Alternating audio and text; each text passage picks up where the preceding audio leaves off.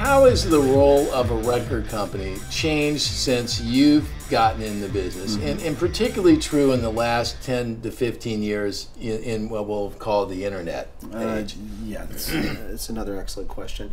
Dramatically, in many ways. But the one thing I to sort of answer the question with a sort of off topic slightly is I do believe that artist development is alive and well at major labels. Okay, well, then let's go over there. We can touch on that. I got a question about that. But it happens in a different way because there's different stepping off points for artists. But the labels reflect the market, right? And so if whatever the market requires, the label has to provide, and the market being the consumer market, the artist market, whatever, because they're different sides of that coin.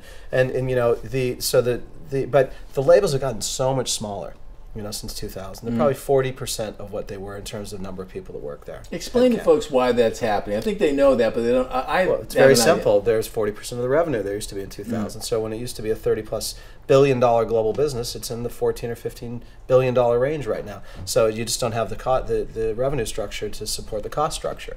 It just doesn't exist, So the labels have had to do.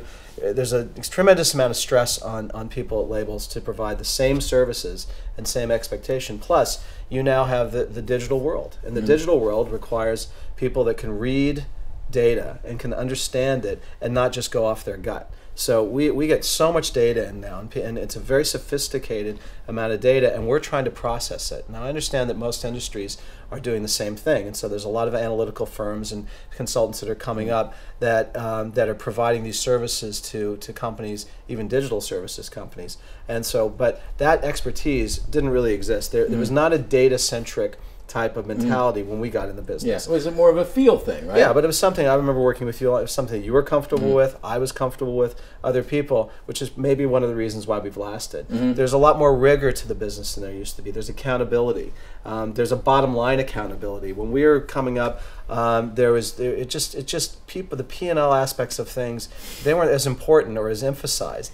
You had to make money, but it wasn't as focused or as disciplined or accountable as it is now. Do you think that was because back in the day, and I don't want this to turn into some reminiscing exercise, but in better days, is because the wins were so much bigger, huge, that you could screw a lot of things up, you could overspend on lots of things.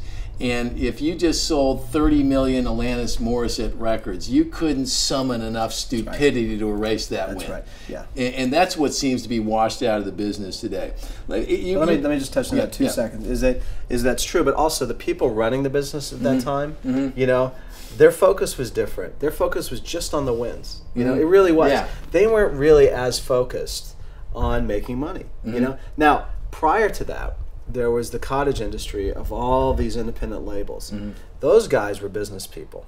They had to make their nut. They had to run things. But when the multinationals started to gobble up those companies, then it became a little bit of a different game. And they were playing with somebody else's money, too. Well, when you started off, there was Jerry Moss and Herb Alpert, and Gil Friesen was, in a sense, your position, the operating guy, right? And it was their business.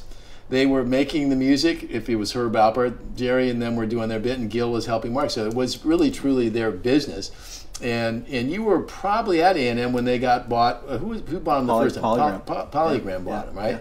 Yeah. And that whole inevitable process here. I want to go back to something you mentioned here, and I got to call it the new metrics. When you and I started in the business, BDS and SoundScan. Actually, when we started, there wasn't even SoundScan. That was kind of a new.